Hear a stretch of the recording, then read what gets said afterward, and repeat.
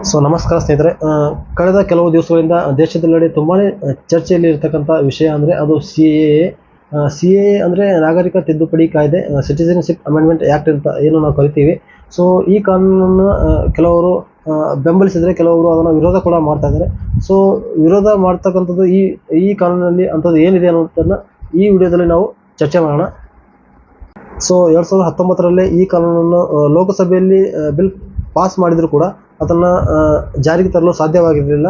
So ಈಗ ಅಂದರೆ March 11, 2024ರಂದು ಈ ಬಿಲ್ಲನ್ನು ಜಾರಿಗೆ ತಂದಿದ್ದಾರೆ. ಸೊ ಕೆಲವರು ಈ ಕಾನೂನನ್ನು ಸಪೋರ್ಟ್ ಮಾಡಿದರೆ, ಕೆಲವರು ಇದನ್ನು ವಿರೋಧ ಕೂಡ ಮಾಡ್ತಾಯಿದ್ದಾರೆ. ಸೊ ಅಂಥದ್ದು ಈ ಸಿ.ಎ ಕಾನೂನಲ್ಲಿ ಏನಿದೆ ಅನ್ನೋದನ್ನು ಈ ವಿಡಿಯೋದಲ್ಲಿ ನಾವು ಚರ್ಚೆ ಮಾಡೋಣ.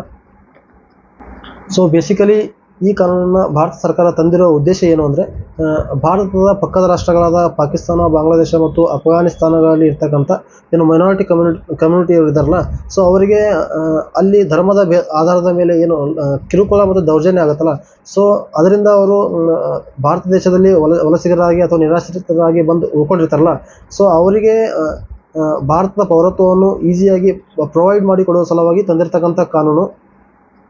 ಸೊ ಬಾಂಗ್ಲಾದೇಶ ಮತ್ತು ಪಾಕಿಸ್ತಾನಗಳಲ್ಲಿ ಏನು ಮೈನಾರಿಟಿ ಕಮ್ಯುನಿಟಿಯವರ ಮೇಲೆ ದೌರ್ಜನ್ಯಗಳಾಗ್ತಾವಲ್ಲ, ಸೊ ಅಂದರೆ ಧರ್ಮದ ಬೇಸಿಸ್ ಮೇಲೆ ಅವರಿಗೆ ಕಿರುಕುಳ ಕೊಡುವುದಾಗಿರ್ಬೋದು, ಅವರ ಮನೆಯ ಮೇಲೆ ದಾಳಿ ಮಾಡುವುದಾಗಿರ್ಬೋದು. ಸೊ ದಿನನಿತ್ಯ ಈ ರೀತಿಯ ನಾವು ಹಲವಾರು ಘಟನೆಗಳನ್ನು ನಾವು 1947ರಿಂದ ಕೂಡ ನೋಡ್ಕೊತಾ ಬಂದಿದ್ದೀವಿ. ಸೊ ಅವರಿಗೆ ಅವರ ಮೇಲೆ ಆಗ್ತಕ್ಕಂಥ ಅನ್ಯಾಯಗಳನ್ನು ತಡೆಗಟ್ಟುವ ಸಲುವಾಗಿ ಈ ಕಾನೂನನ್ನು ಭಾರತ ಸರ್ಕಾರ ಜಾರಿಗೆ ತಂದಿದೆ. ಸೊ ಅಂದರೆ ಸುಮಾರು ಇವಾಗ ಭಾರತ ದೇಶದಲ್ಲಿ 12 ಲಕ್ಷಕ್ಕಿಂತ ಹೆಚ್ಚು ಜನ ನಿರಾಶ್ರಿತರು ಇಲ್ಲಿಗಲಿ ಇರ್ತಾರೆ ಅಂತಕ್ಕಂಥದ್ದು ಒಂದು ಮಾಹಿತಿ. ಅಂದರೆ 2004ರಲ್ಲಿ UPA ಸರ್ಕಾರದ ಅವಧಿಯಲ್ಲಿ ಮಾಡಿರ್ತಕ್ಕಂಥ ಸರ್ವೆಯ ಪ್ರಕಾರ 12 ಲಕ್ಷಕ್ಕಿಂತ ಹೆಚ್ಚು ಜನ ವಲಸಿಗರು ಅಥವಾ ನಿರಾಶ್ರಿತರು ಈ ದೇಶದಲ್ಲಿ ಪ್ರೆಸೆಂಟ್ಲಿ ಸದ್ಯಕ್ಕೆ ಇವಾಗ ಇರೋದು. ಸೊ ಅಂಥವರಿಗೆ ಈ ಕಾನೂನಿಂದ ತುಂಬಾ ಸಹಾಯ ಆಗುತ್ತೆ.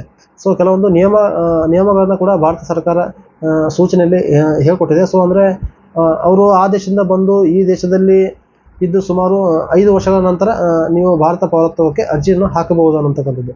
ಸೊ ಈ ಕಾನೂನು ಮುಂಚೆ 12 ವರ್ಷಗಳು ನಂತರ ಇಲ್ಲಿ ಭಾರತ ದೇಶದಲ್ಲಿ ನೆಲೆ ಊರಿದ ನಂತರ ನೀವು ಭಾರತ ಪೌರತ್ವಕ್ಕಾಗಿ ಅರ್ಜಿ ಹಾಕಬಹುದು ಅಂತಕ್ಕಂಥ ಒಂದು ರೂಲ್ಸ್ ಇತ್ತು.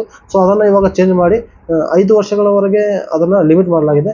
ಸೊ ಅಂದರೆ ಈಗ ಪಕ್ಕದ ರಾಷ್ಟ್ರಗಳಲ್ಲಿ ಧರ್ಮದ ಆಧಾರದ ಮೇಲೆ ಏನು ಕಿರುಕುಳಗೊಂಡು ದೌರ್ಜನ್ಯಗೊಂಡು ಭಾರತ ದೇಶದಲ್ಲಿ ಬಂದು ಇರ್ತಾರಲ್ಲ, ಸೊ ಅಂಥವರಿಗೆ ಈ ಸಿ.ಎ ಕಾನೂನಿಂದ ತುಂಬಾ ಹೆಲ್ಪ್ ಆಗುತ್ತೆ.